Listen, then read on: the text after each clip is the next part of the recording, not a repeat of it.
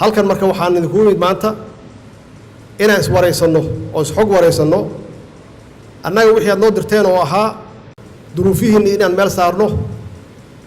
oo ay kow ka ahayd mushaaradka raashinka oo taxano ah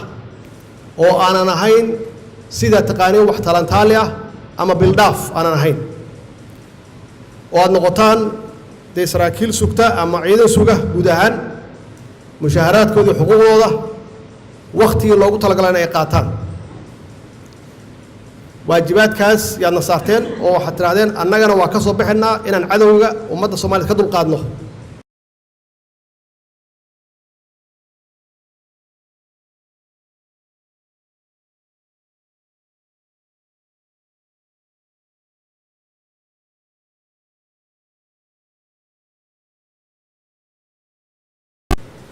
waxaa garaadaha u sidataan darajooyinka waxay u sidataan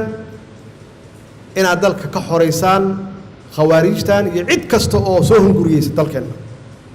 taas weeye waxa dalkan aan uga xoreyn karno qolooyinka khawaarijta ah oo ummadeenna iyo dalkeena iyo dawladnimadeenna iyo sharafkeena aan doonaynin oo maalin walbaba isku dayaya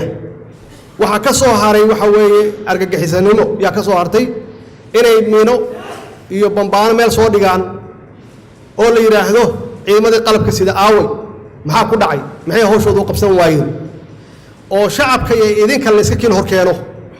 shacabka Soomaaliyeed waa idin garab taagan yihiin waa idin heelan yihiin diyaar ay idin yihiin idinku se ma difaaci kartaan caruurteena ma difaaci kartaan difaacayna madaxweyne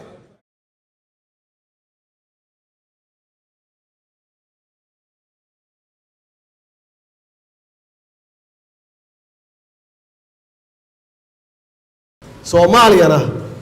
waxa haysta cadow aad u fara badan mid dibadeed iyo mid guda labadaba waa haystaan midka dibadda Soomaaliya inay istaagto lama rabo sidaan inaad ku jirtaan ayaa la rabaa maxaa yeelay meesha aan ku naalno nimcada aan haysanno noloma ogola